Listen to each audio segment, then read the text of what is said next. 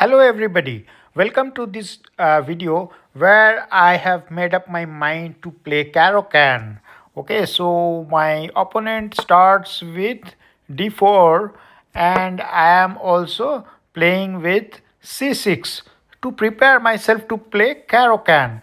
But then he comes with c4, with thereby putting me a little off balance. How will I play Caro-Can now? It's not possible, right?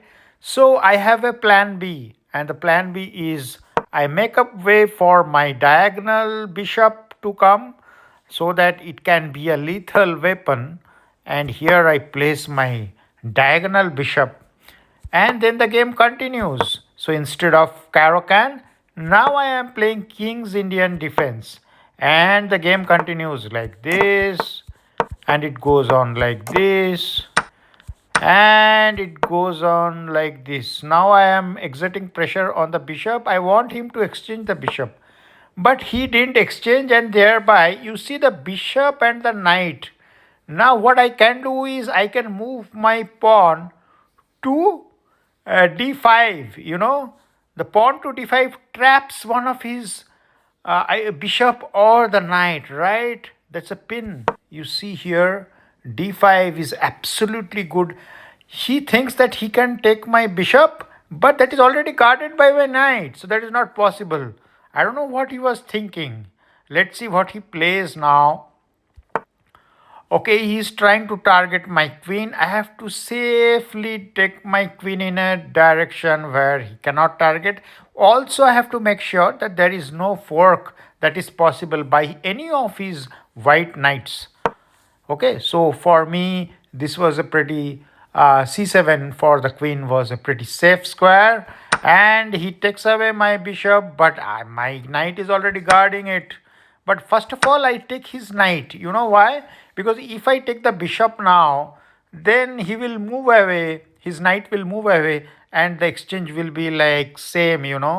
So it is a +3 for him, +3 for me, so it doesn't make any difference.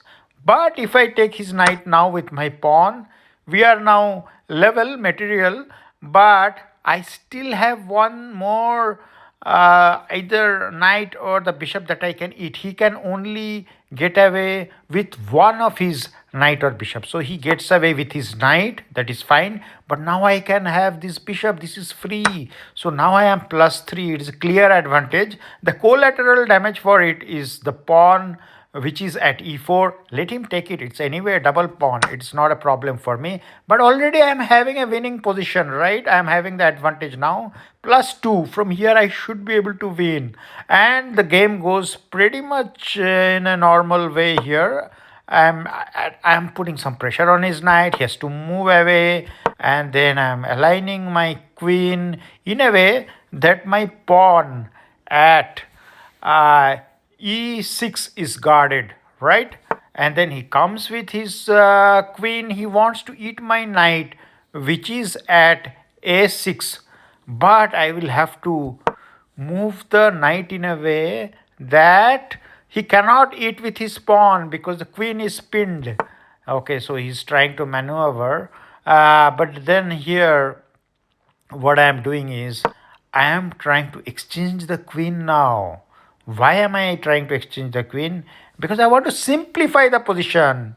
Okay, he eats the queen, okay, and I eat it back. Okay, he cannot eat my knight with his pawn because the bishop I will be eating then. That is why he is not going to level up with his material. Okay, so that's why he wants to bring more resources like the rook he has brought, and he has put it in the C file. But that's okay, that's not a problem. I'm simply going ahead with further simplification, and he has also taken one of my pawns, so now it is only +1. This only gives me the opportunity to take his bishop. Now I am +4. He takes my rook, that's fine. I also want to take his rook by giving a fork. Here you go. I take his rook now, and he takes my knight back. I can take his knight also now, but I think I should have taken his knight now. So this is a mistake, I think, that I did by taking the pawn. That is of course that is true. So that's a mistake from my side, but doesn't matter. I take one more pawn. Oh, I could have taken one more pawn, but I didn't. I am trying to guard my pawn here, but there I already did a mistake already. So he takes my bishop. I take his knight back, and he's trying to guard. So now I am having +2. But already I played something wrong, but the damage was not too much. So now I can play a little bit more cautiously. So trying to bring the king to the center, basically moving away the knight so that it is not eaten away by his pawn, and then trying to center the queen as much as the king as much as I can. And here you go, I'm trying to bring the knight also to help me. Okay, this is fairly simple. I have to guard this pawn now with my rook, and then he comes over here, and I'm also trying to maneuver my knight. And there is that fork I was looking for. Yes, my opponent should have been careful, because when there is a knight, it will always dance and create a fork, and that's all done. His good work is all uh, you know washed away by my knight, and I will eat his rook, and then I will eat his. No, I didn't eat his pawn. I'm centering the king rather, and okay, from here it is a very easy thing me to materialize this particular game. And here he resigns basically. I think this game you appreciated.